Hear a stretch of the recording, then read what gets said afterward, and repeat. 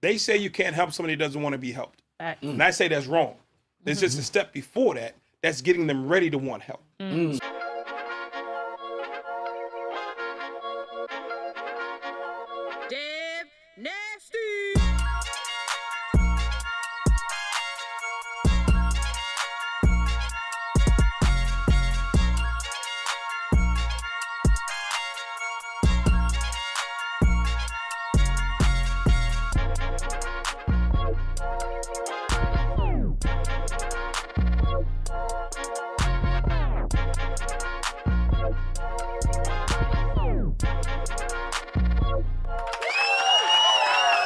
What up, what up, what up? Welcome to another episode of the Devin Wade Show. I am your host, Dev Nasty, a.k.a. Dangerous Dev Nasty, a.k.a. Choke Your Mom Out, a.k.a. Choke Your Pop Out. And today, we got a super special episode of the Devin Wade Show because we got two remarkable stories, man. Two remarkable. But before we even get into that, you know, this whole episode being brought to you by Cap Swag, but we ain't gonna get there yet right now.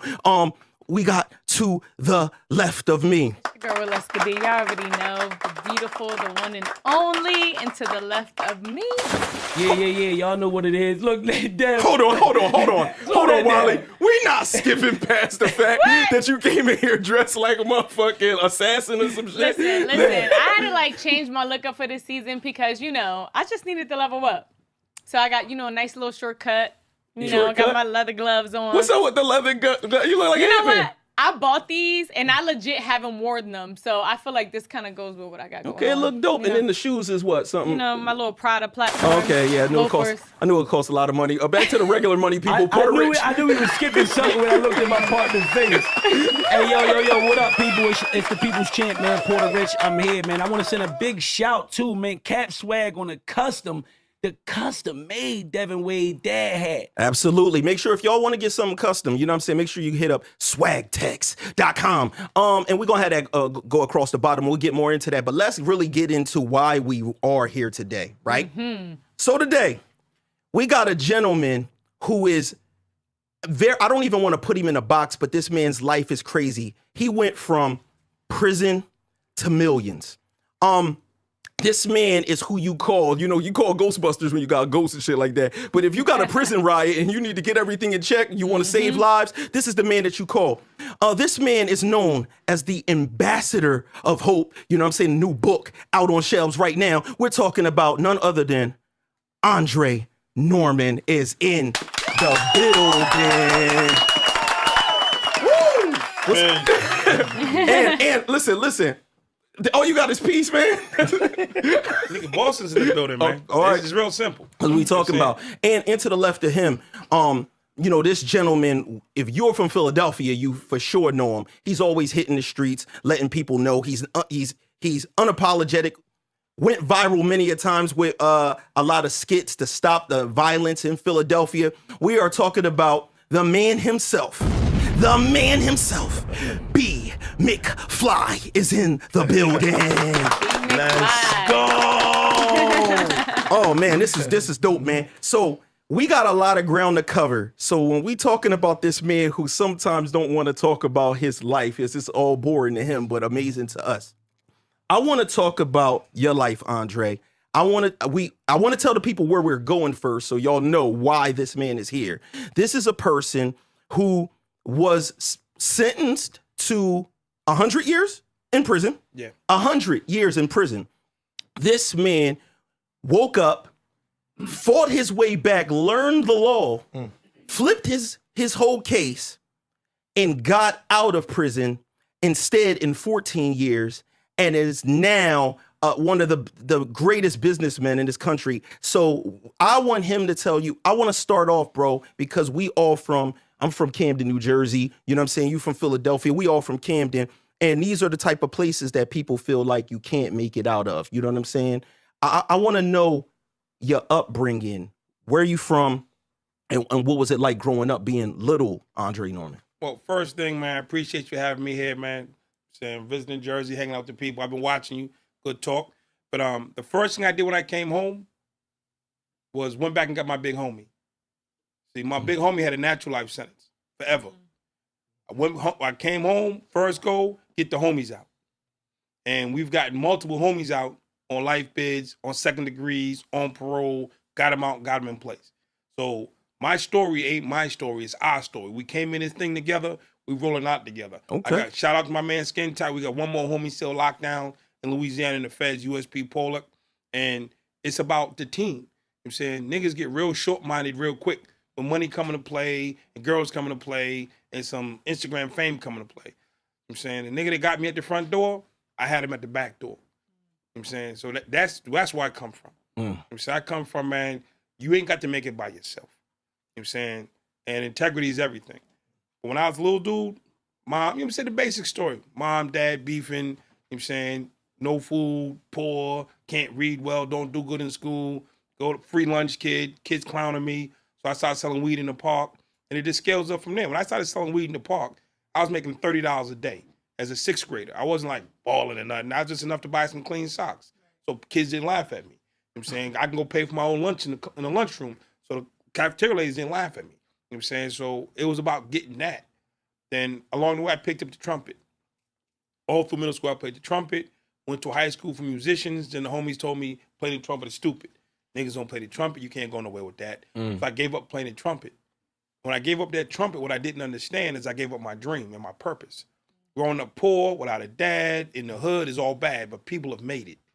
Trying to grow up without a dream, you ain't gonna make it. At that point, my life took a left. Went off, I'm in the street full time, end up in court, go to the penitentiary.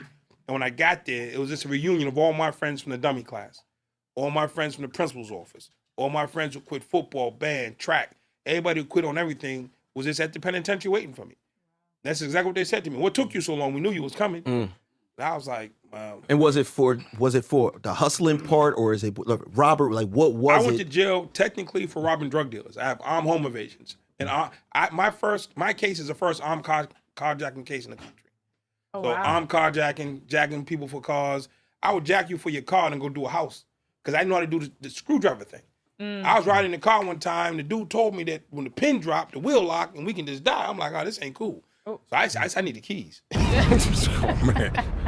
I can't. I can't do the screwdriver, but They used to bust the tilt, and they drive the car, and the dude told me one time, as long as the pin don't drop, we cool. That's what he means. He said, well, if the pin drops, the wheel locked, what if we doing 80s? He said, this shit's a wrap. I said, let me out. Right.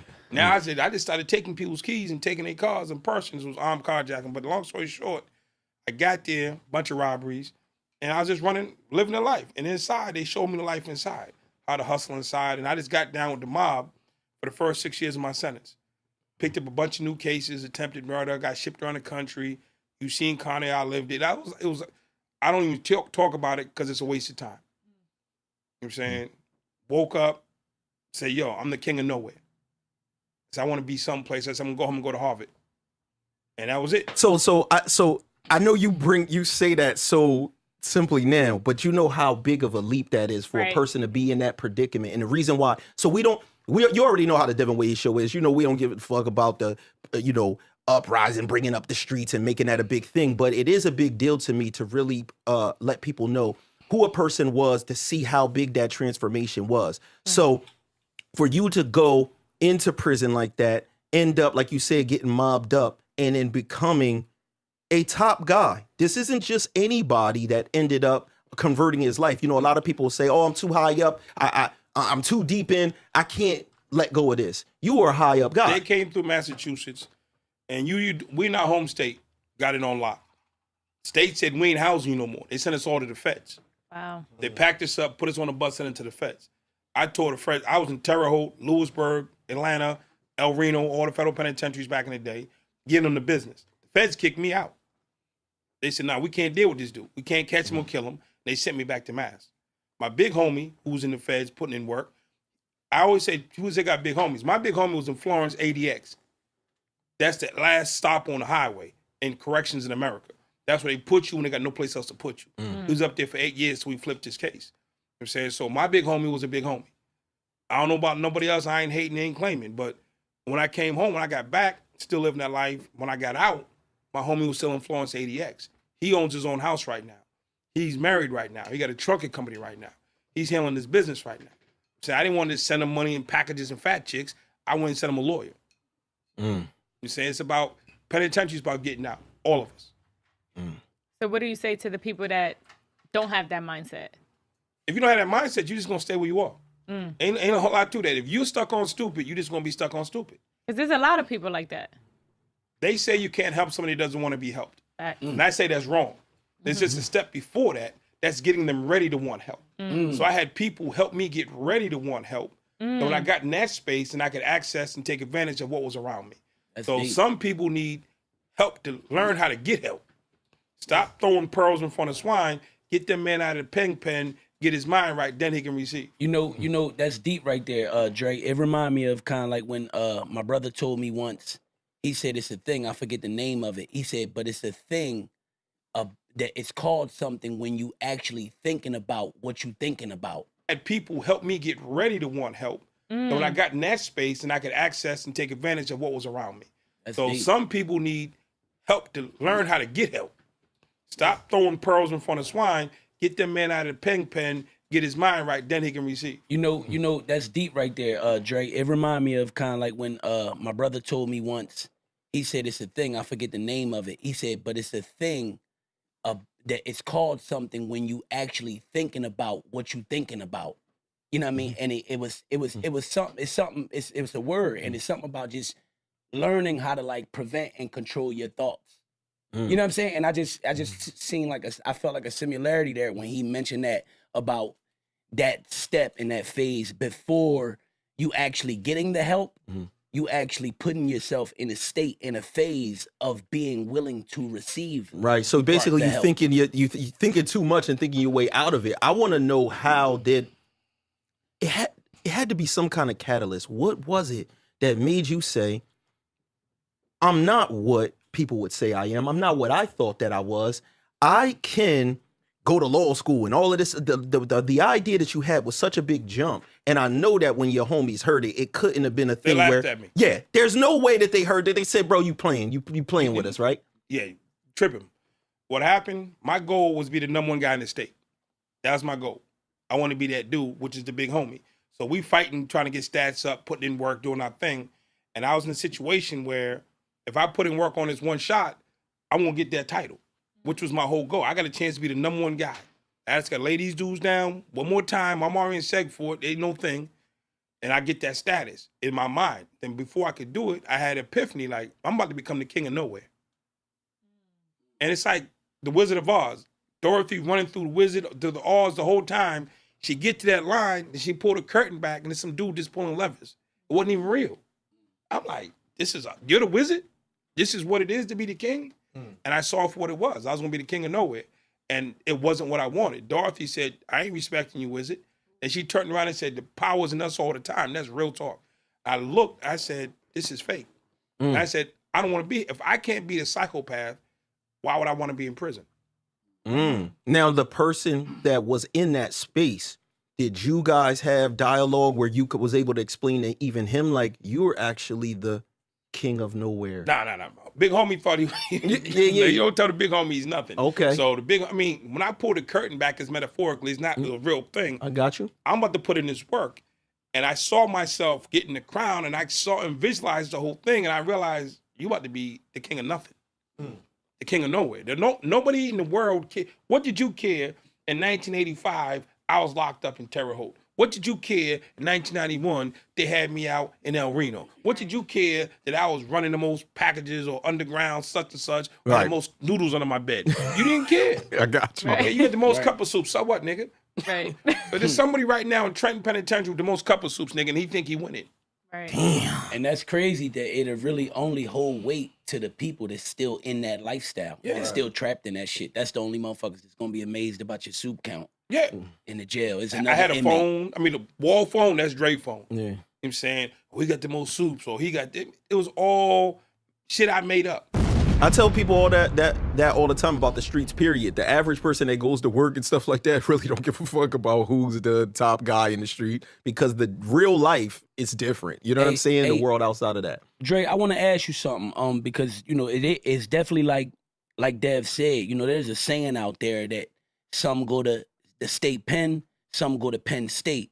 So for you to live it and really come out of the state pen and do Harvard and all of that, I want to ask, because I know for a long time it was a big issue in the prison system and in the correctional facilities when they removed a lot of programs and a lot of tools that was enabling inmates to put themselves in positions like you did. I just want to know, was that in your time when your situation happened, was that still available for you? And just, can you speak on that some? When I started my change, I got to a point, I started to college classes. I got my GED. I'm taking college classes.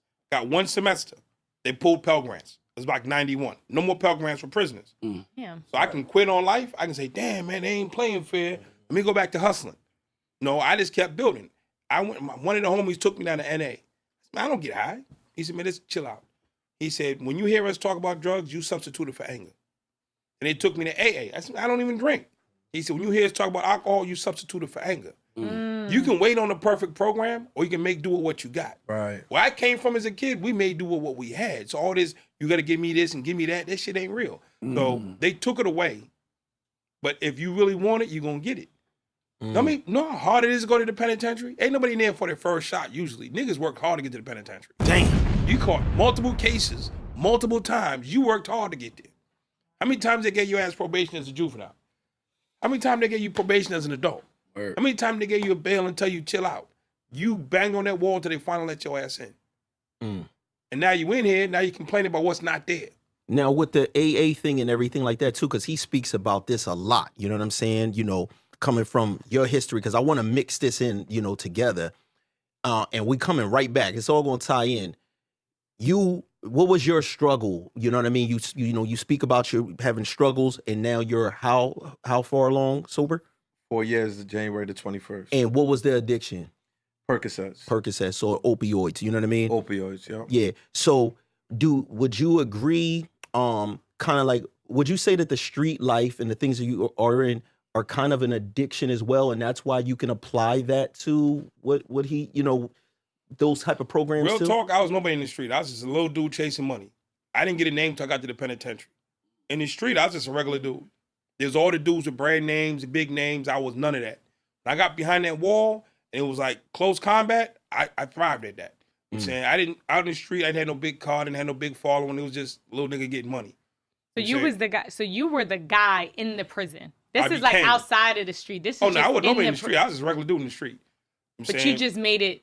When I got inside, it's about the work you put in. You know what I'm saying? I put in work. They kicked me out of the state in 8 months.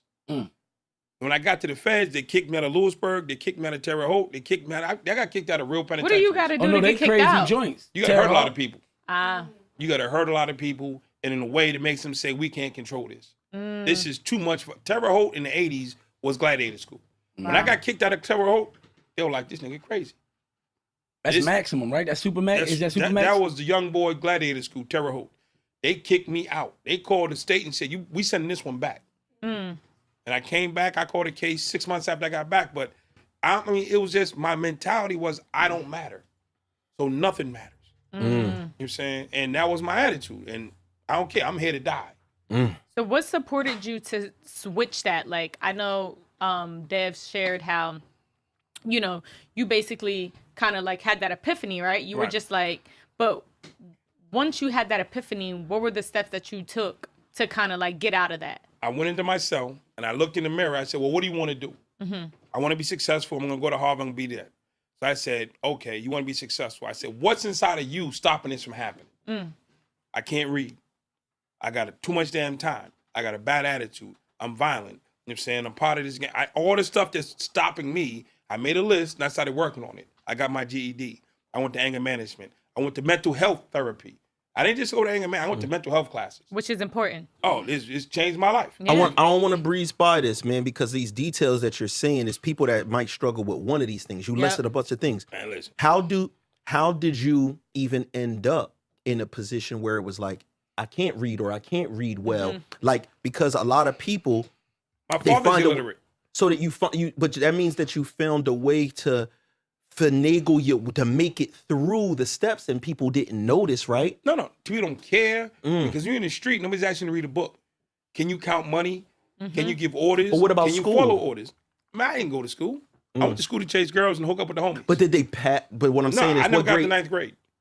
So how did you even get to ninth? Like for a person, I don't even understand how that works. You feel what I'm saying, B? I'm like, how does a person even get that far. That's a whole nother rabbit hole where you can push people through. I'm saying social promotions, it didn't make a difference. Somebody's paying attention. But that's an issue. So a reason why I'm bringing that up is that's an issue if we have our teachers and people that are in these positions that have children that don't have these particular skills. And that's a real, just to jump in real quick, like that's a real thing, Dre, when you said, when you know, because you just mentioned like they just push people through. That's a real thing, because I remember having a discussion with someone from my son's school, someone who was like stepping away from their job. And they felt like that. They felt like the school was kind of like pushing kids through. Like the most they would probably leave a kid back is like a year. And then after that, even if the problems didn't correct themselves, they would push them forward.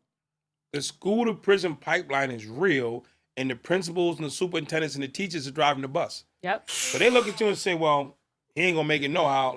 Some they'll pull in. If you can run track or you can kick a football or you can do something that they think is worthy, they'll pull you out. If I'd have been 6'5" in the 9th grade, I'd have been on the ball team and the coach would have took me. Yeah. If I was something really great enough, somebody would have picked. I didn't have any tangible skills that somebody else wanted to invest in me. So the streets invested in me. Andre, let me ask you something, right? You spoke on, so you were listing all the tools, right? Like all the things that you needed to kind of work on to essentially become a better person. What was the first thing you actioned on? Was it the mental health? GED. The greatest thing that happened to me, I was in solitary confinement when I had my epiphany. So I had like another 6 months in the hole before I can even get around people again. I'm locked up 24 hours a day. So for that 6 months, I had a chance to really go deep and hold on to that and like dig deep on my dream. Had I been in population and had that epiphany, I'd have came out my cell the next day. The homies were like, yo, let's ride. Right. But I was in seg for that 6 months. So I actually got my GED before I got out. I started going to stuff before while I was in seg. That was the greatest thing that ever happened to me. Wow. And I got a 6-month head start. Then when I came out, I was only on track. And that was the last time. How often were you in solitary before that? How much time did you spend? I did over 4 years in solitary. Wow. The last one was 2.5 straight. Hey Dre, before you actually reach into that point when you got to the feds and you actually reached that point, that breaking point, because I watched the interview, a previous interview with you and the lady, Ms. Ford. And you guys spoke about, and she mentioned like programs and stuff like that, and programs used to work. I want to know, like, when you were younger, like, did you come across any type of like those programs for like maybe troubled kids or kids that was already on the path of getting in trouble that you felt like may have worked or may have had a significant mark on you? I grew up in the 80s. Boys Club was there. My mother couldn't afford the Boys Club, so we couldn't get in. You had to pay for that back then. We couldn't afford to get in. Oh, so we couldn't go to the Boys Club. They pay for the Boys Club. Back then, there was no internet, no social media, no digital nothing. So it wasn't in your neighborhood, you didn't get access. What I got was my mother got one of her uncles, cousins, or something came, sat me down, and tried to tell me about, yo, you don't want to be in the street. I'm like, nigga, you need some money. Let me get you some money. Like, you come up here, be broke, trying to talk to me. And that was my attitude. Like, you ain't got nothing, you can't talk to me. Right. And you struggling, how you gonna tell me how to live? I think a lot of kids think like that, though. And that's real. And you can't say they shouldn't, because they do. So when I come out now, I came home, started programs. I'm pulling up in Jaguars and Range Rovers and Cadillac trucks. And I'm talking to the kids. The dude in the 15 passenger ain't got nobody in it. We pull up in Navigators and Jaguars and Lambos. They're like, oh, we want to rock with them. So now what's the message? The message is go to school, stay educated, get out these streets. I'm doing it from, the door of a Cadillac truck versus a 15 passenger. We used to pull up in the trucks, kids hanging out the window screaming. You pull up in the 15, they're like, you let me out the corner, man? Let me out of the car. I don't want to be seen in this truck. It ain't cool. Give the kids what they need to build their esteem. That's deep right there, man. So now this man is a real big businessman. So, there's going to be a lot of reading, a lot of contracts, a lot of things going on. But this interests me. When you came up with this epiphany and you said you was going to do all of this, what's one thing maybe that you could give us that was like a legal, because obviously you had to look at this and then flip your case. You had to see something legally that was like, I can combat my scenario, the situation that I'm in. That's this impossible situation. We're talking about 100 years, right? Out of time. what's one thing that you could find that maybe might have sparked, like, that kept your energy going, like, I can beat this whole thing? This is the first thing. There's some people who listen like, nigga, that 100 years, how the fuck you get out? Something wrong with a nigga. Nah, something wrong with your ass. You know what I'm saying? Real talk. My shit's in the books. Google it. Commonwealth versus Norman. I got out legit. You know what I'm saying? So, but the mindset of it's not possible. So there's people, that shit ain't real. You know what I'm saying? So I had 7 to 10, 2 9 to 10s, 2 15 to 20s. You know what I'm saying? 7 to 10, 2 9 to 10s, 2 10s, 2 15 to 20s, 2 3 to 5s, and a 5. Some of the shit was running wild, some of it wasn't. You know what I'm saying? So I had to serve 100. I was supposed to do some 20 some chains. Running wild, you mean the difference between wild and concurrent, right? Yeah, I'm about to say, it all wasn't crazy. What that means. Yeah, some of it was concurrent, some of it was from and after. Right. You know what I'm saying? So I should have did like 26. So when I flipped my case, it took 10 years off. You know what I'm saying? I got parole, it took like another 3 years off. So I got out early. So if you added it all up, like 15 sentences, it came out to 105 years total. But the thing that I had to fix was my attitude of believing it's not possible. That was my biggest thing. Let me tell you my biggest problem. I was a quitter. My dad taught me when he walked out on us in the first grade that you can quit on your kids. So if he can quit on me, I can quit on school, I can quit on track, I can quit on band, I can quit on choir, I can quit on anything. And I quit on me. When I went to counseling, we went through all this stuff, and the counselor finally said, boom, there it is, you're a quitter. I said, no, I stand up for everything. No, you're a quitter. You quit on yourself. And we dragged it back and attached it to when my dad left me. And I associated that with quitting. He said, once we fixed my quit gene, I took that shit out and threw it away.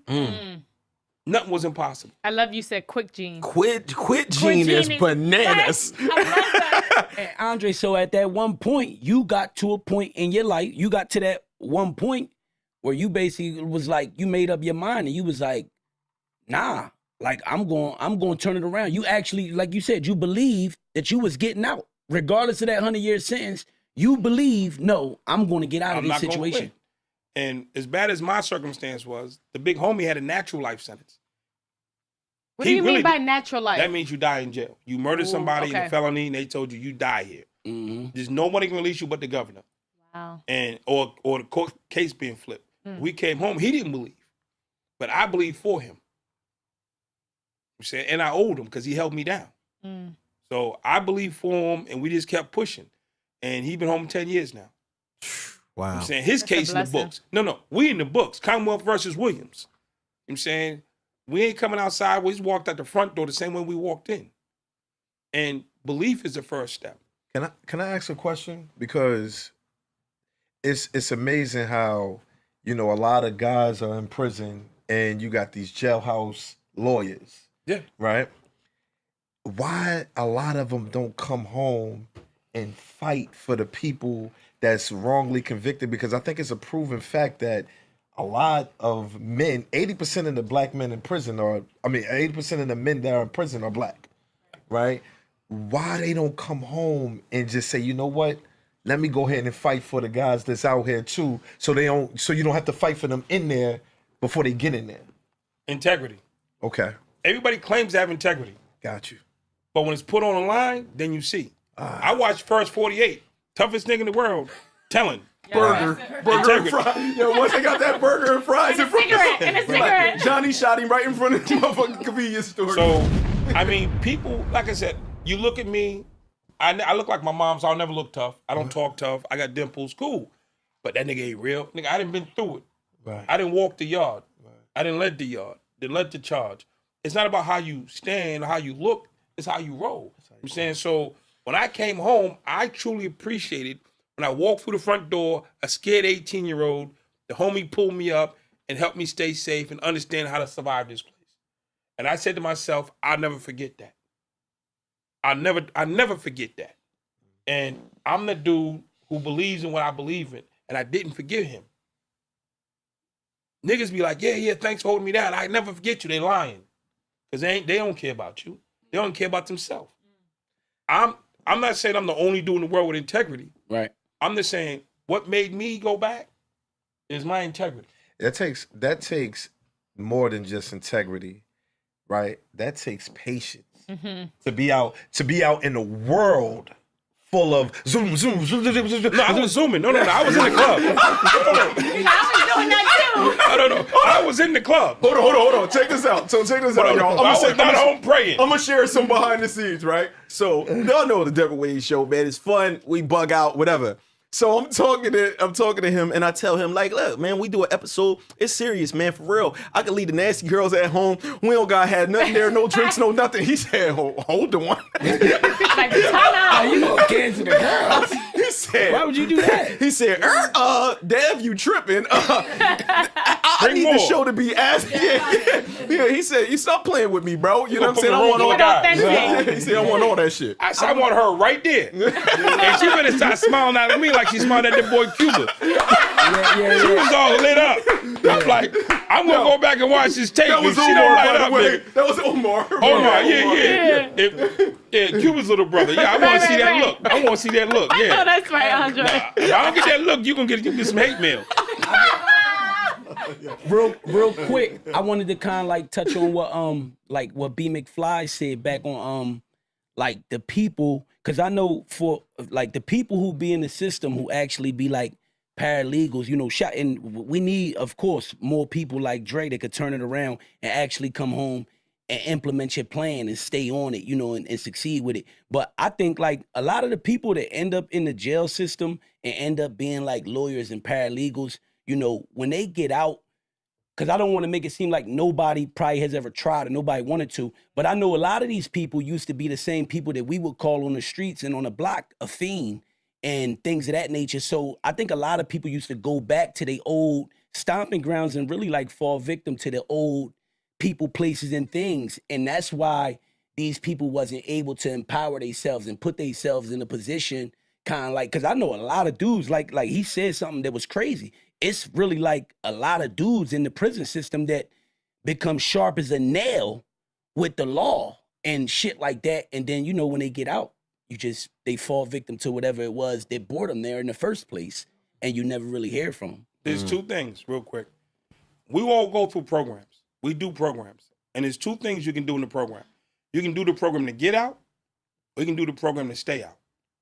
I hate to say it, 90% of people do the program to get out. That's a evident. fact. That's When evident. they show up to the pro board, I got my certificate. Don't know what the hell it mean. I got this certificate. Don't know what the hell it mean. Niggas, I just got certificates. They don't understand. They didn't embody the lessons. Yeah. So I did programs to stay out, and I've been out 22 years. I'm happy that you said that, because even with, I've been in jail before. I've never been to prison. But even with going to a rehab, people go in there not to go back. They go in there to go back, part and self. My whole objective was to go in there and never go back. Exactly. And when I say something like, yo, I'm never coming back, they think that I'm being arrogant. And I'm like, no, I'm speaking this shit Into existence. into existence. But I am arrogant too, for the record. No, it's nothing. I'm not me. No, that's cool. No, that's cool. No, that's cool. I will clown somebody. No, that's cool. You know what I mean? I'm just saying more so like, I get what you're saying. Like, if I'm going to be in here, I'm going to take it for what it's worth. I'm going to study what I got going on. I'm going to learn what I got going on to never apply come it. back. Yeah. Cause yeah. A lot of cats that go to pro board, show a bunch of certificates, hit the door, and they ain't prepared. It's funny, man, because I had this audio book called Mental Slave versus Physical Slave. And the physical slave is the person that's in jail. The mental slave is the person that's in the streets. Like, you got all the freedom, but your mind is still locked up. And then you got the guys that don't have freedom, their body locked up, but their mind is free. Right. You know what I'm saying? And it's like, that's the difference between knowledge is power and applied knowledge is powerful. You can learn some shit. You could be cleverly dumb. You can keep reading, read all the books in the world and don't do shit with it. Applications, everything. Can I get a sound bite? Can I get some music or something, nigga? Hit them buttons, man. Hit buttons. I ain't got no people in it. DJ out having babies and shit. I got a dude DJ. Nigga, I Healthy P. I wish we would have had some. He might need a massage. He needs a massage, man. I'm like, He needs some entertainment. He needs some entertainment. There you go. There you go. Hey, act like you know. Listen, Be really quick though. Let me ask you something. You said when you went into rehab, you went into to come out, right? Yes. Stay out. That's Stay to stay out. out. To stay out, right? Yeah.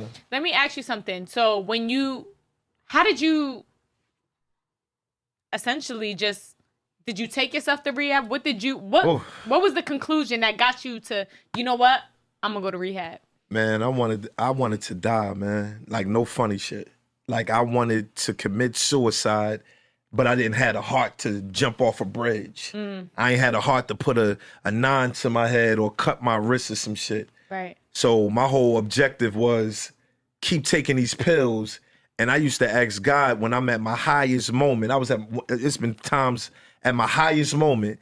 Yo, listen, don't wake me the fuck up. Don't wake me the fuck up the next day because this shit hurts and I gotta go through this shit all over again. I might get in my robbing bag.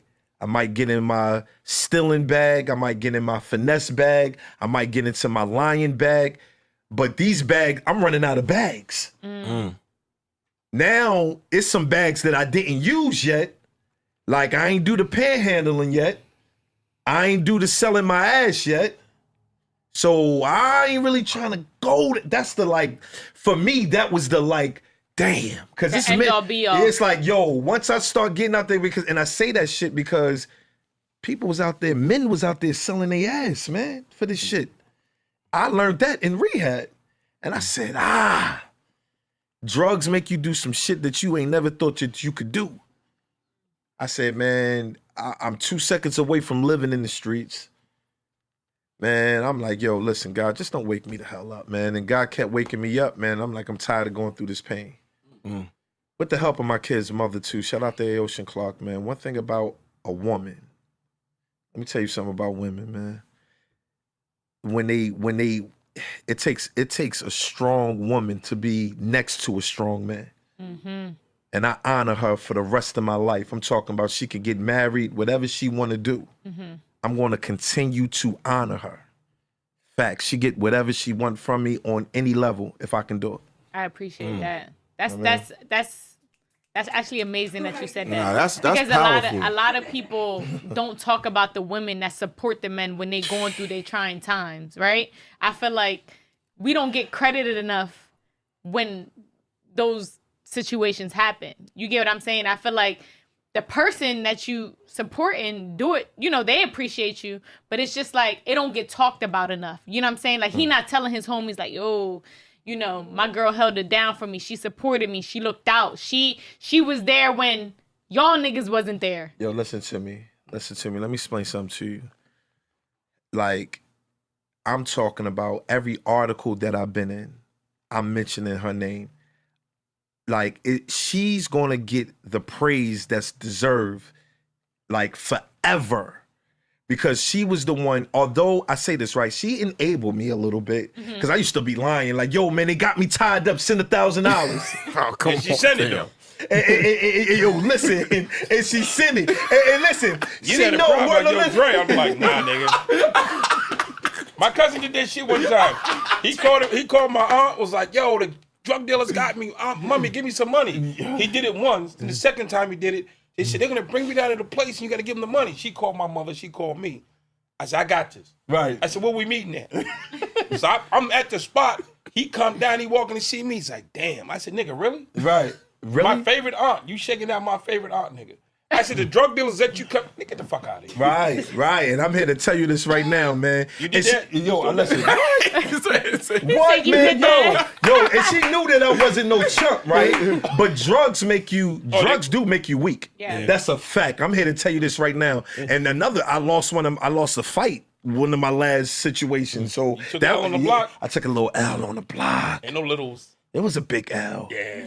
It wasn't my like mom it wasn't bracing you up, but she ain't losing no fights though. You know what I'm saying? No, you high. It's not fair. Yo, listen. I was weak, and I'm like, damn. Did you get back? Nah, you know what I did? You let it rock? I let it rock. You want to know why I let it rock, though? Like, because I had to face humiliation. That That shit that's right there. Once I once I faced it, I said, damn, that's good enough.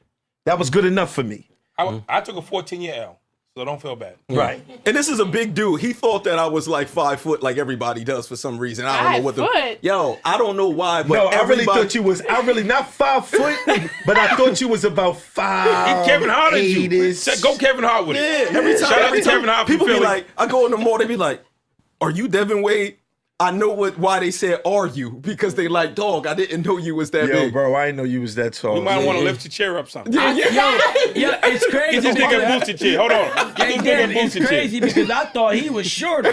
He looks shorter. Everybody think I'm short. I'm 6'2". Everybody think I'm short. Man. You look way shorter on the internet, bro. I'm like, yo, how I'm on the internet with the 5. I'm the like, tall energy. That's what it's funny because at work we was on Zoom and they was like, you know, Wally, I thought you were taller than 5'3". I was like, yeah, because I got that tall energy. And because she got 5-inch Pradas on her feet or something like that. Yeah, that too. Women, we actually have the option to kind of be taller. So that's the perk for us. Yeah, you know? True. So the another thing I want to get into the work, Andre. I want to get into the work. Yes. So now when you get you out here, man, and you do all of this big business, this dude's phone rings off the hook. And he ain't shy. You know what I'm saying? This dude is doing big business transactions, large contracts. I want to talk about the actual work you do, the programs you do, and the programs you're known for. Can you tell us a little bit about your programs and how they started, like the South Carolina situation? When I came home from prison, one of the OGs came home before me, and he used to call me. I used to call him, you know what I'm saying, check in on him. Like, yo, what's going on? He's like, yo, man, these bitch-ass niggas is blocking me. Because all the clowns and the cowards and the PCs and the rapists, they come home and they go kiss butt and they get these jobs. Then real niggas show up and they go to the boss. No, hire him. No, you can't trust him. And since they in, the boss is going to roll with the man that's in the building. Right. So real niggas kept getting shut out. So my big homie kept getting shut out. He's like, yo, man, these sucker-ass niggas. He was just frustrated. So when I came home, I said, I'm going to make a program for us. Because all these programs out there for other people, I'm going to make a program, you get to be who you are. And I came home and I built the first program for us. We had a weekly meeting and rapists, government witnesses, all y'all niggas weren't allowed. I brought real niggas in who came home.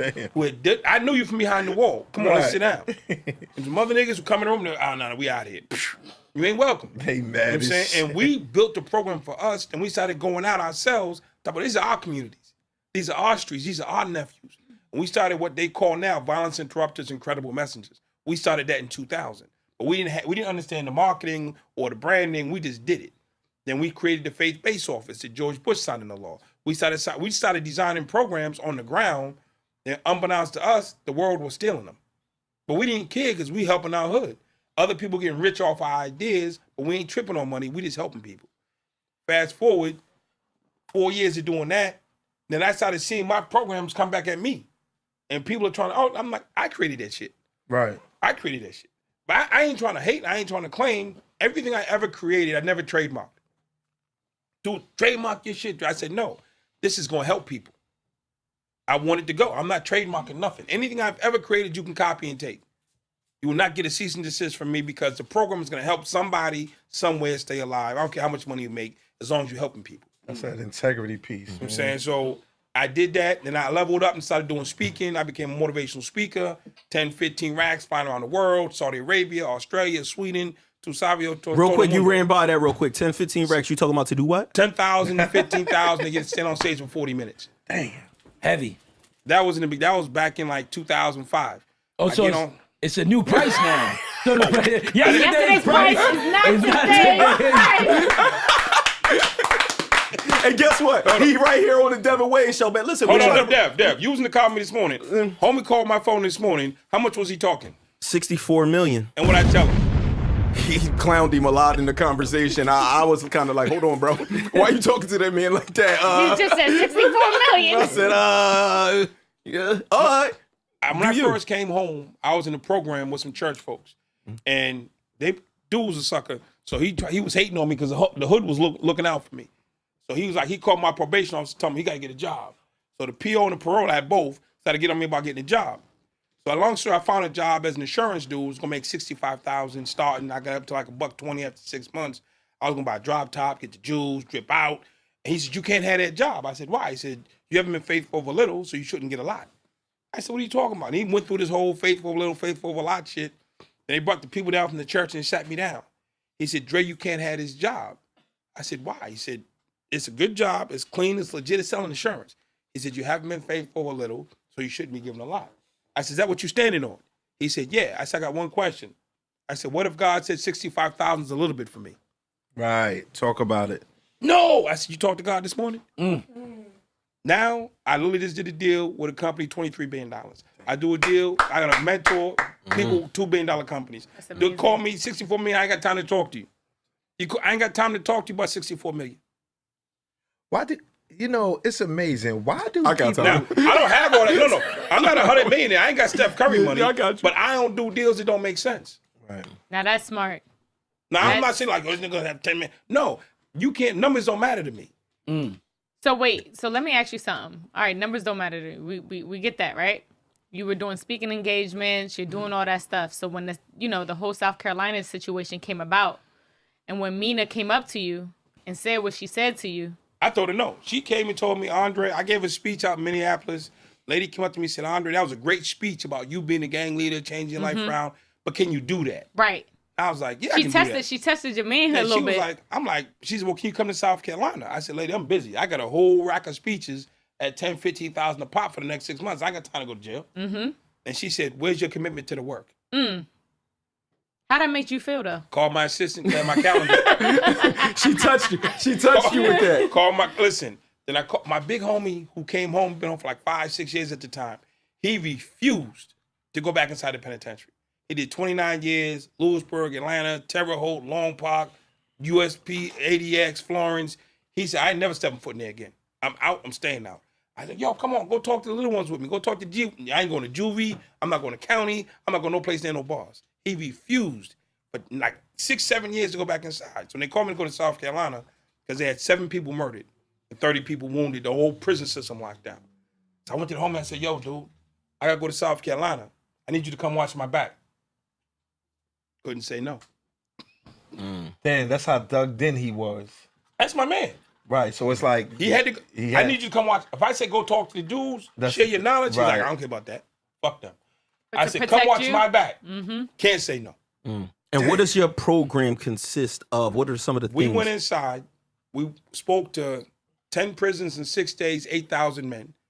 And we got their doors open and we started talking to them about how they can comport. It's all about getting out. The big homie's like, man, I had a natural. I'm out. I'm like, I had 100. I'm out. The other homie from New York was like, yo, I did my thing. I'm out. And we were showing them, man, how they can come home and be successful. My son's about to go to Ivy League school next year. You know what I'm saying? He's actually skiing in motherfucking Switzerland right now. Little black kid chilling, having a great life. You know what I'm saying? And you can have that. My son ain't got to go to a camp where they got blue Kool-Aid and crackers. I don't play that because I wanted better for him. And we said, we want better for your family. We want better for you.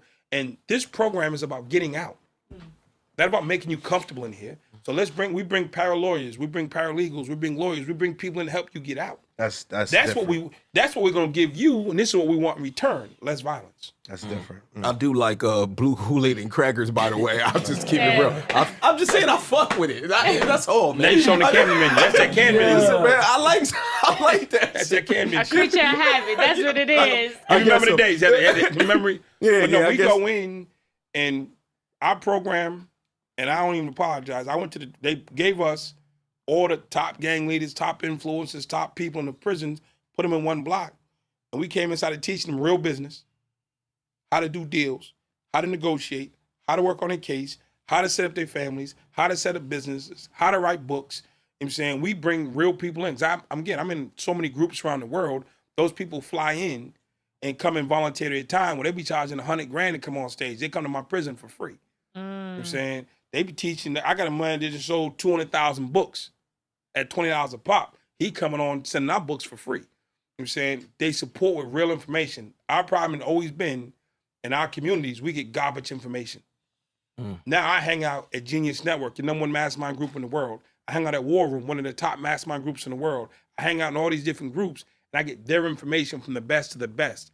Dudes in my program are getting the best of the best education, not the garbage shit. Now, in these genius things and in some of the company that you keep there, this is mostly well off, successful, wealthy. Okay, wealthy. Caucasian White folks. people, yeah. Yes, right. Now, you also can give services and things for them as well. Oh, for sure. Okay. Leadership is leadership. Mm-hmm. One of the classes I did, I was in London one time, and they took me in a room. I'm talking to this bank. And the dude from the bank came up to me. He had a real sad look on his face. I said, yo, dude, what's the matter? He said, my top salesperson quit our company, and he went and worked for the competitor. Now he's going to bid against us on a contract he's been working for 6 months for. For 6 months, he's been preparing for this contract. They offered him an extra $30,000 in the parking spot. He quit us and joined them. Now he's going to get the contract for them, and we're going to lose. Ain't nothing we can do about it. I said, that's crazy. I've been in the game my whole life. Nobody's ever quit my team, joined the other team, and shot back. They say it happens all the time in corporate, Dre. I said, man, we die on the corners for each other. We get 100 years for each other. We go to the wall for each other. He said, Dre, not in corporate. He said, can you teach my people that type of loyalty? So I did a corporate retention program based on gang loyalty. Been teaching it for 20 years. That's crazy. That's Nah, crazy. that's crazy. We just took the guns and the knives out. I hope so. That, I like that you like everything that you've built. It sounds like, and correct me if I'm wrong, Dre, but everything that you've built, the whole like kind of like design, the whole blueprint, the whole mind frame. Because this goes back to when you first started this interview. You said something that stuck out to me when you said, when they removed the programs from the prison, and you was faced with that dilemma. You used the same mentality that you used in the street. And I like that because you mentioned that in the street, you was like, man, we had to figure it the fuck out. They didn't give a shit. So we had to figure out how we was going to do our crime, how we was going to learn how to get the product right, learn how to break into whatever the fuck we was going to break into on a robbery. So when it came to them removing the programs and you still fighting for your freedom in a positive way now, you kept that same mentality like, nah, fuck that. We gonna find a way. It gotta be a way. And here you are later in the program telling the whole fucking company like, it gotta be a way. I'm a solution expert. You give me a problem, I'll give you a solution.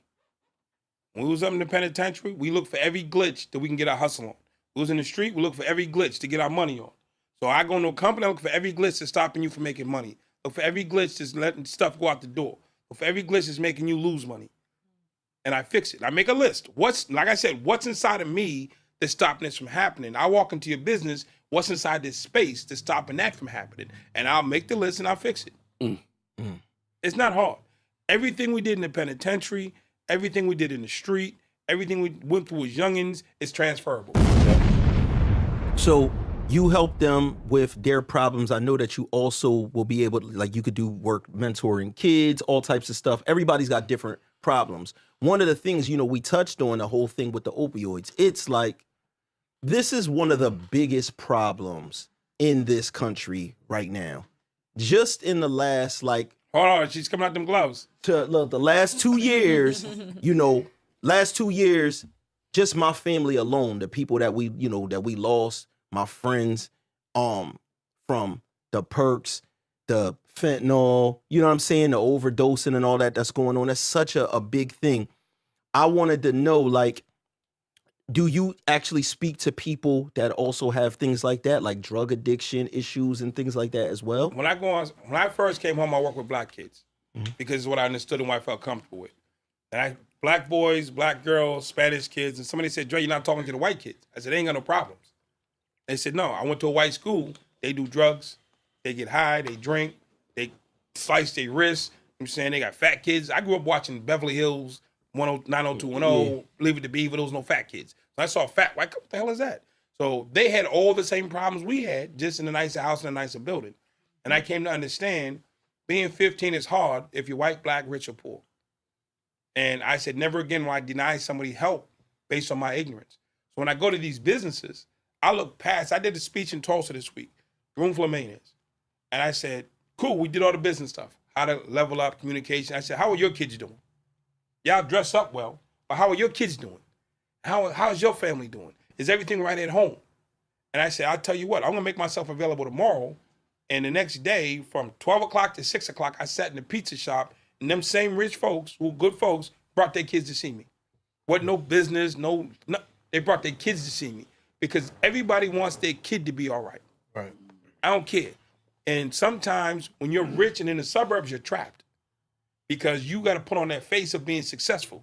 And you can't let the company know that your son has an opioid addiction or your daughter is smoking pot and it makes you look bad at business. We in the hood, it's all good. Your sister smoke, no big deal. Right. But when you run a company and your kid out of control, hey, can we trust you? So it's that like let's keep Johnny quiet and ship him off to Utah to a program. When he comes back, we tell him you ain't had no problem. You went to visit your aunt. Has to be a different level of pressure because, like you said, like I didn't have pressure to live up to what my dad did because he didn't do, you know what I'm saying? Like it was like, oh, as long as I can stay out of jail, you know what I mean? If I could stay off drugs, I've already surpassed my father in that way. But to have your father run a company, be that guy, have this flawless looking persona, and now you got to navigate around that. Definitely got to be hard. I walked in the houses where it's like $3, $4, $5 million house.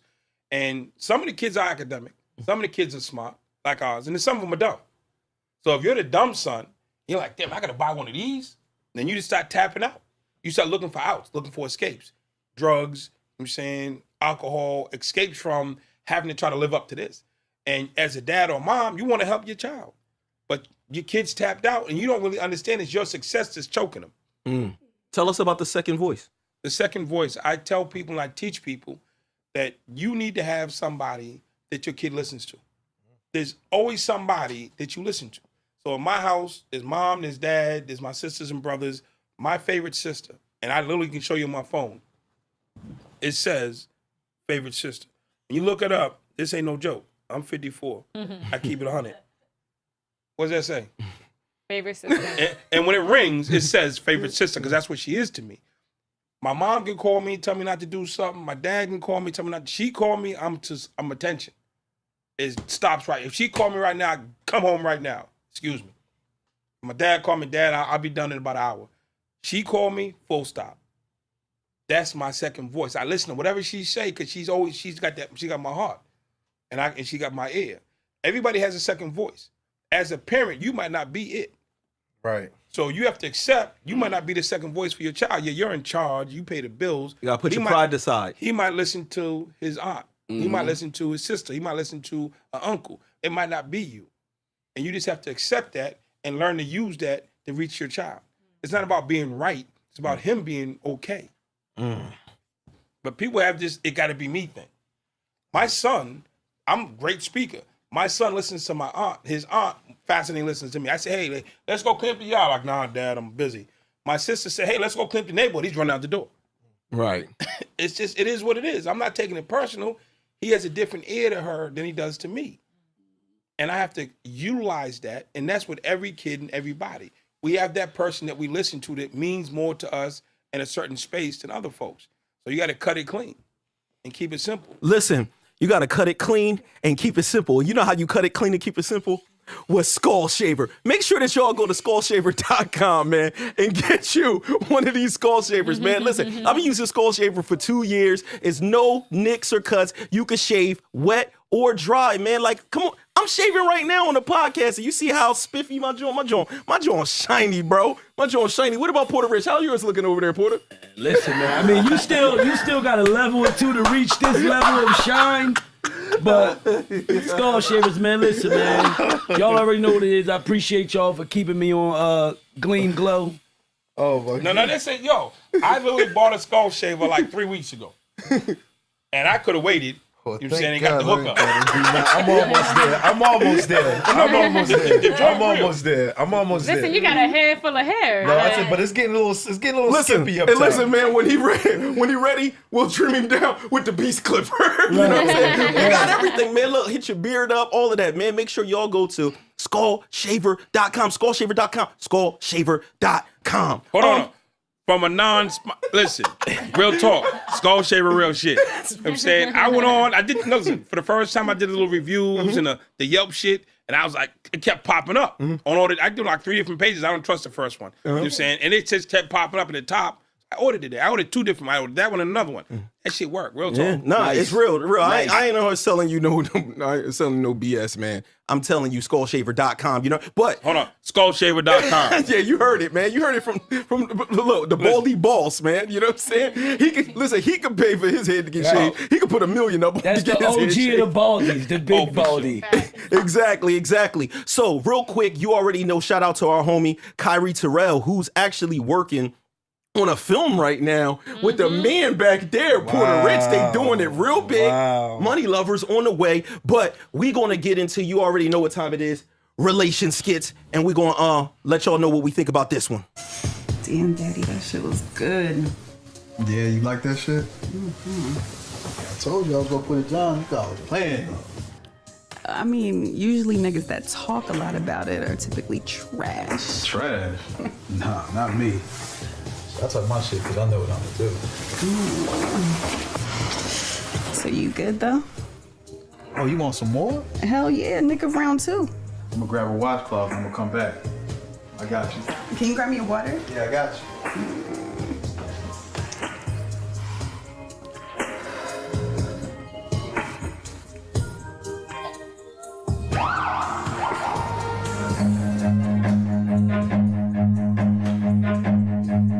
Run. Yo, fuck. You gotta roll. What the fuck is going on? Yo, look, my girl, she outside. She just popped up. And, I ain't going for the bullshit today. Yo, what? Nigga, Yeah. you got a girl and you got me up in this bitch? You got a Yo, girlfriend? bitch, get dressed. You see I'm getting dressed, get dressed.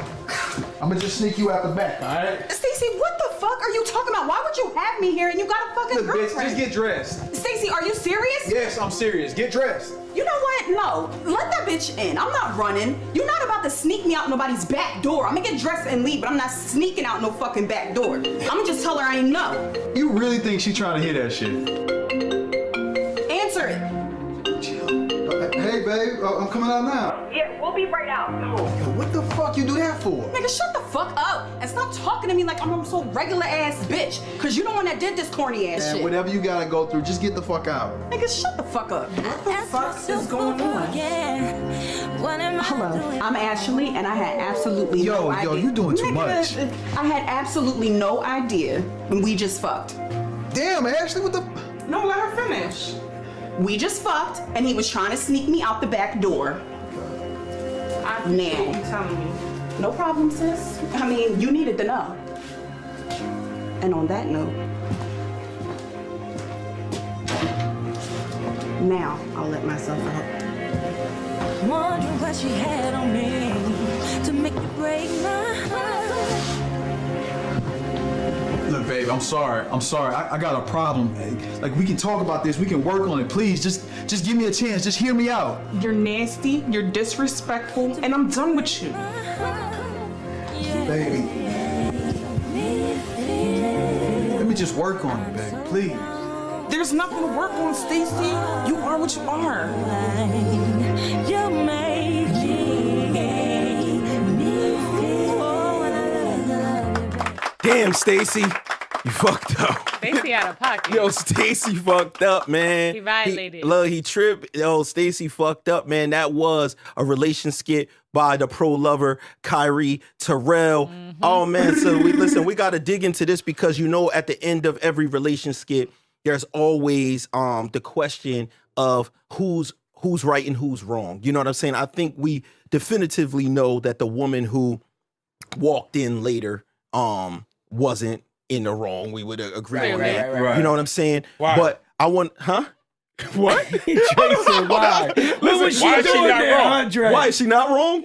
She just came home and called her dude on some wild stuff. That was my thing. Like, what did they live together, or was she popping up at the crib? So okay, No, so she got what she got. hold on, go ahead. You pick a dude who living like that, you trying to hope he changed. I done had a whole bunch of people try to change me. You say they met me like I am, how I roll. They're like, okay, let me get him to compromise a little bit and let me change his ways.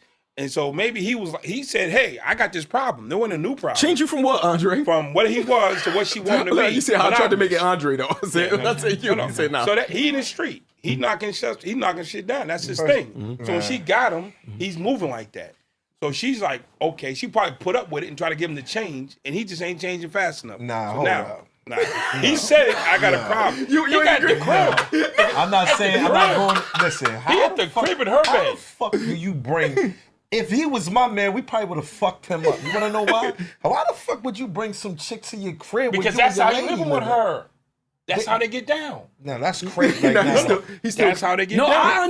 No. It's deep. It's deep. Just to jump in real quick, it's deep. But I understand what Dre trying to say, because it's like a lot of times, you know, and it's vice versa. It's not just women on men, or because it could be the other way around. But we meet people and they actually into some shit while we meet them, and we actually, instead of seeing them for who they are, we kind of see them for who we want them to be, or what we feel we can build them to be. Right, but that's why she probably reacted the way she did. She took it on the chin. She took, because she kind of already knew, like, She said you are who you are. Right, exactly. But so I at knew. that point, but where he violated was, it's like, come on, bro. If y'all do live together, like, you violated. Oh, it's How a you clear gonna, violation. Hold on, Yeah, wait, hold on. You gonna be intimate. With Even a, if they don't live together, if I reverse this, right? And I show up to pop up at my girl crib because I want to bring you some Chick-fil-A. But if she's a stripper, but But she was a stripper, wait, and you pop we up, can't do that, Andre. and the nigga with the hundreds is in there, you gotta take that. I ain't said. Listen, Andre said strippers cheat. I ain't say that. I just want to be clear that I ain't say that.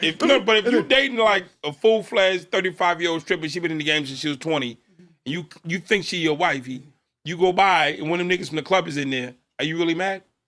Yeah, I'm still mad. You hurt or you mad? Both. hurt and mad, okay?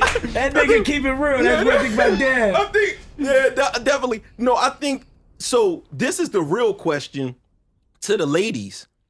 Do you think the woman was out of pocket for telling and not just like hiding or something? Because some Jones will just hide for you. No, Okay, she did the right. hold She on. did the right thing. But hold Because on. what? Before y'all answer that, I just want to put out there that it sounded like she knew at first, because he said, "Yo, that's my girlfriend," and I don't know if she. She said, but She she didn't didn't know. know, because she said, "What? You got a girl?" Yeah, Like she didn't she know. was like, Oh, nigga, so you she got- didn't So know. like Yeah, she at know. the end of It's the different. day, that's a I've been in a closet.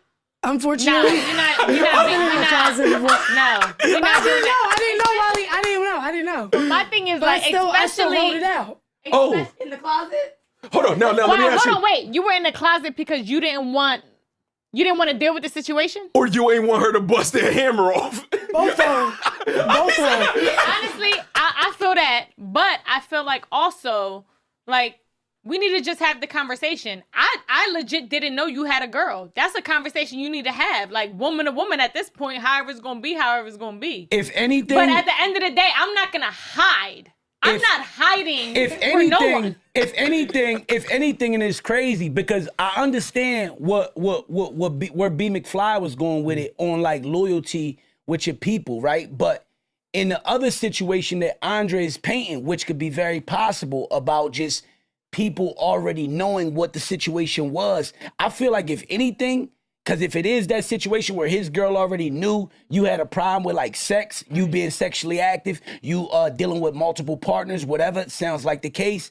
I feel like if anything, shit, he did the other girl probably more wrong by not telling her, like, yo, look, this the real situation. Right. I got a girl, and if me and you gonna rock, it's like this. Right. Because I got a girl. If anything, he was more unloyal to her Right. than his wife. He should have if- kept it 100. Because what Dre was saying was real shit. Like, I know because I've been in it, where I dealt with a chick, I knew what type of chick I was dealing with. I said, okay, I'm good with this situation. And then next thing you know, things start happening that I'm not good with. And on top of that, what if she like caught feelings for this guy, and then now he's just leading her on because she doesn't know that the expectations were, oh, at the end of the day, he's going back home to somebody, and now he has a continuous problem with this girl because this girl never knew about this other girl. So now he has a whole nother problem that he has to deal with. Listen, I want to support. Amen. I want to support wifey because we just talked about. B McFly spoke earlier, right? And I'm a person. I was addicted to ass. Asses in different shades. I had addictions. It was real. It was real. When I woke up in the morning, I thought about dumps. So when this man at the end said, he said, babe, I got a problem. I felt homie, and I believe him. You know what I'm saying? So the same way his girl at the time supported him, how all of a sudden it was cool when she was supporting him, but if his wife knew that he might have had some trouble in the past, she's supposed to abandon ship? She believed that he could get over this addiction. I agree, and that's why she carried it the way she did, because I was that woman before. I've never caught Hold on, which one were you? I was the girlfriend. Okay. And I knew the real girlfriend or the fake girlfriend? Not the fake. The temporary one. But I knew I never caught him in the act. But you were trying to though. Nah, because I don't want to see that. That will really that would have probably fucked me up really bad. But I remember him saying I had that same thing. I have a problem. God rest his soul, but he's like, I have a problem. And I used to just look at him like, a problem? Nigga, like, this is not the first time we had this conversation. But in my head is like, I knew going into the situation, he's never been in a real relationship, so he gonna ultimately fuck up. So I was willing to rock out. You get what I'm saying? Through the mistakes. It's not a mistake. Whatever. Decisions. Through the decisions and the look at this. Process. Problem. Yo, but could you imagine like somebody really like just trying to carry a sexual addiction like my man like B. they need to go to McFly. AA? Hold on, like my man B. McFly carried his, because in that case you would be calling your girl like, babe, I know you can't be mad, but I need the magnums. No, I need you to send magnums. You need the magnums? I'm about to fuck her right now. You know what? It's bad again. Sex addiction is a little bit different. Oh, come on. But it's a real thing though. No. It's shout out to Tiger Woods. No, listen. Listen. Sex addiction is definitely a little bit different. Sex addiction doesn't mean that you just tell a chick, yo, come over my crib where I'm living with my girl at just to have sex though. Gotcha. Yeah. Is it a sex addiction or like a self-control issue? No, they have sex addiction. No. Sex addiction's real. No. Sex addiction is all the way real. But let's keep it 1,008 though. I'm not bringing my sex addiction to the home. Like where I live at. Did you get high at home? Huh? Did you ever get high at home? I did. So this That's is where your I try. addiction. Hold on. That's your addiction. No. So But I never brought a chick home with me to get high though. You have a different addiction. Yeah. You brought your addiction home. He brought his addiction home. What's the difference? And I'm gonna tell you the difference could be simple, which y'all talked about That's where I was earlier. going with it. Hold up, we talked about earlier. Maybe a dude with a whole bunch of bread might be like, okay, cool. But if he don't got the paper to be grabbing hotel rooms at the end of the day, I still got to get these cheeks. So wifey at work, I'm a slider. No, that's crib. No, he's a clown. I mean, no. Listen, word to my mother, he's a clown because we all cheated before. Ain't no fucking way we bringing somebody at the crib. You gotta be. Don't say we. Don't say we. Say I. We gotta speak from I'm the gonna keep space it on the eye. I'm gonna keep it on the eye. I'm gonna keep it on the eye. It's like there's men that have. I just He did it. Not him, but the ball. It's just on the eye. I'm gonna keep it on the eye. Okay. I just felt like, damn, like when you do that, like you just are ultimate scumbag. Hold on, let me say this. This is a church scenario. Because most people in church who have been healed from something don't want to be around a motherfucker that got the same addiction they had. Right. So the drunk hates the drunk. The girl who's out in the street smashing don't like the young chick who's out here smashing. So I would say don't judge another man's addiction when you got one. You carried yours to the house and you justified it. Let him carry his to the house. Right. The way you carried yours, he probably like, man, I never did that. I never did this. No. So that's what he's saying. But that's not what I'm saying. Because I'm not judging. I ain't judging. I know. I ain't judging. No, I didn't judge him fucking in the house. I judged him fucking in the crib. So what are you for getting high in the crib? Exactly. I didn't bring nobody in there with me. Don't justify it. If I was beating my dick in there, hold up. Oh, stop. No. Hear me out. Hear me out. Let's get into it. If I got a sex addiction, right? Me, the kids, everybody in the crib, I'm shutting the door watching porn. That's me by myself. I'm not bringing another chick in there. So even getting high, so what if I'm getting high by myself. I'm not bringing nobody in there. Getting high, then what? She didn't come. Well, I wasn't smoking a pipe and nothing. So I was just taking pills. Yeah. So it's like a process. Like you dump and call it a day. So again, if you have a sex addiction, right, you either going to have sex or you're going to masturbate. Bottom line, that's a sex addiction, right? Do we all agree to that? Yeah, but I do believe at the end of the day it's definitely more complex than that, because with some people it's not just the actual act. It's also things that how it makes them feel about themselves afterwards. The fact that they feel some kind of a value that they can do that. You see, when niggas take down a bunch of shit, it's a feel good about themselves, man. Yeah, I might not have the best paying job. I might not have this going on with me, man, but I know I got bitches. Right. You understand what I'm saying? So it's a little bit deeper than that. And it is the same. I'm going to agree with Andre, to be honest, to say, regardless, when a person has those issues, they going to get it however they going to get it, and whenever they going to get it, even if they going to bring it into their home, the same way somebody might. In my household, it was crack in the household. I mean, like to be honest, I get where B McFly is coming from a moral place. I get that from a moral and a respectful place. I get that, because me personally, I would never do that, right? Bring it into the household. But at the same time, we talking about an addiction, right? And I do believe that sex can be an addiction, right? And when we talking about addiction, we got to keep in mind that when that urge hits you, right? Because if you ever been addicted to anything, like, I don't give a fuck what it is, weed, anything, you get these certain urges, wherever it may trigger from, a bad day, whatever. And when you get this certain urge, it's like a thing where, like, you'll try to get it off. Even if you think it can happen real quick, where, like, you might try the household. You might try to, and that's vice versa. Is it premeditated though? Do you set the process up? Probably not. Probably not. That's the question that I want to know, because if I got a chick, if I'm addicted to pussy, I'm going at it wherever I can get into it. Right. Meaning, like, not in public, but it's like getting high, right? If I know, like, damn, I'm not waiting to go home to set my whole ambiance up and then I get high. I'm getting high right there. But this is the difference. See, drugs don't got a choice. It's going to get done wherever it's going to get done. But that's why when you're dealing with a woman, I got to make this happen however she tries. She ain't got her own spot. I ain't got this bread. Right. I got my own spot. Or me and my girl got a spot. I'm gonna have you slide through with my girl at work. Niggas do it every day. You know what I mean? Can we agree to that?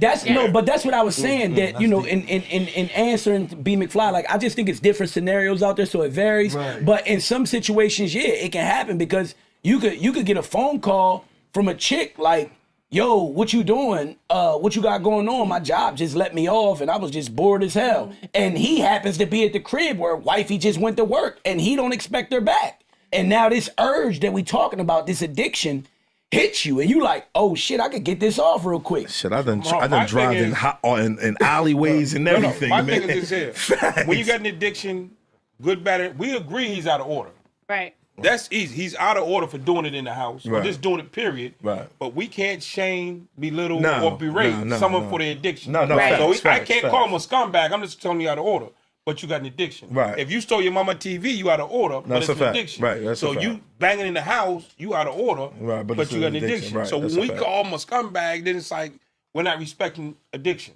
Well, right. After this show, this gonna be this addiction is gonna be the #1 rated addiction out. Everybody's gonna be addicted to the Devin Wade Listen, show. Everybody gonna be struggling with this. Before we get out of here, make sure also y'all go. You see the hat. I'm looking. Yeah. I got the shade, the shadow under the eyes. I'm looking like the whole for podcasting. Make sure that y'all go to swagtex.com. Swagtex.com. You know what I'm saying? If you want that custom embroidery, you know what I'm saying? You want that custom merch, hats, hoodies, whatever, man. 20 minutes from Camden in Philadelphia, man, at the Berlin Mart. Make sure that y'all hit up swagtex.com. Same day t-shirts, man. Oh, we got the wheel out here right now. And you know we got to get a spin on that joint. You know what I'm saying? Let's do it. Who gonna do the honors, man? My money ready.